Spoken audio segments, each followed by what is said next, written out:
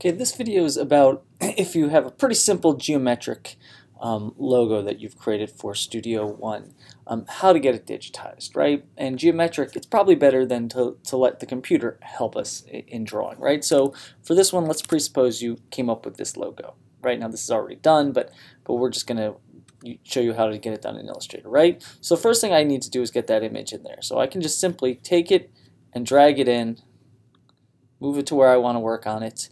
A second way to do this is go to File, Place, and then you could select it and just click on it to enter it. But we can just drag it right in. Now we don't want to screw with this. This is kind of, we don't want to touch this image and keep having a problem. So in Illustrator, if you look on your right, this is the layers palette, right? We can work on multiple layers. So we have nothing on this layer except for this image that we put in. So we can go over here to these three, the little hamburger icon right here, and say, let's make this layer a template. And you'll notice what it's done is it's locked up the layer, it's kind of lightened the layer, and now we can't touch that. So we need something to work on. So right down at the bottom of this palette is the new layers, right? And this is where we need to work. So we can zoom in, right? Whoops, I got in the wrong tool here somewhere. Why are you not letting me go to the tool? Okay. Whoa. I'm hitting the wrong button, that's why with my hand. Okay, so I zoomed in, Command plus, right, so I can work, right? And we know we want to have these real geometric forms, right? Now this is an image I stole off the internet, but you would have made it, right? And right, so that's where we can work with all of these things that we have here.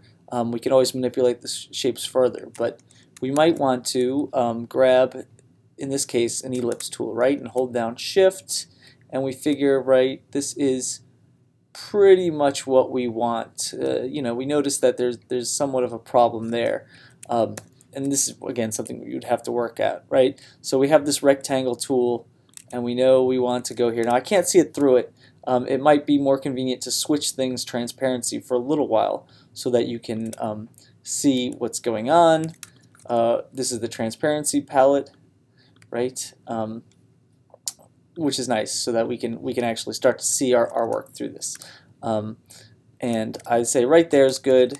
And if you remember, right, we have the Shape Builder tool right here, right, where we can. Why are you showing me with tool?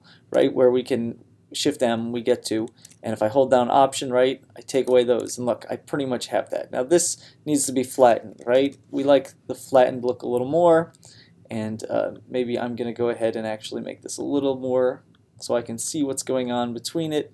It's kind of getting hard to see. I know we're working in black and white, but temporarily I'm going to make things into colors here just because it's just going to help with me figuring out what's going on, right? And actually I'm just going to go ahead and remove the stroke. You should probably remove the stroke for your projects for this, right? So right, so I can see I need it a little wider. So I just simply manipulated it to make it a little wider. This one, there we go, that's kind of better. Now here I need it flat. So I think I'm just going to grab the tool here, right, and I could easily try to work this in. I can't see this behind it for whatever reason. Oh, it's very flat on the bottom there. That's good. But I could have also just switched to the A tag, right? And then look, I can just drag this up. Oops, too much of that, right? So I might have to just fiddle with it, right? I can switch to the Smooth tool, which is behind the pencil, right? And try to, whoops, I have to have this selected. Try to get this smoothed, right? And that didn't do a very good job. So those didn't do good jobs. Probably go back to just manipulating these little anchors, right? Where I'll zoom really in and say I want this to be flat right here, and right, that'll probably be good enough. Down here, right, would do the same. And now I'll make another item, right, with just the simple tool, the rectangle tool.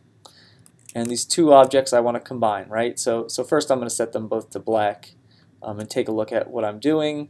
That one I have to bring its opacity way back up, right? So now we see we have this, right? Now you don't really have to do this, but it's nice to do this, which is to grab both of these, go back to our Shape Builder tool, right? Drag across, and now it's one single shape, right? And again, you see how we built the rest, right? We come in and just use our tools to go over them, right? Same thing here. I can actually take this one. Once I'm happy with this one on both sides, I could either just make a copy by holding down Option, and I can flip it around, right? Because it's completely perfect to each other. And there I have my logo, and I can just go ahead and get rid of this layer because I no longer need it, right? And here's my logo. It's very simple when we have geometric forms, right? And it is nice to also right, use our shape builder to make sure that this is one shape. And now we have these two separate shapes, and we can accidentally move them away from each other. So we want to probably group this. So I'm going to grab both of these and go to Object Group or Command G. So now if I just happen to grab one side, right, I'm grabbing the whole thing to move around, because you're going to need to do this during the type exploration thing. And that's basically working with simple geometric forms, right? I went over a lot really quickly. Watch this video multiple times, plus we've had a little taste of working, right, with the shape builder tool and these geometric tools.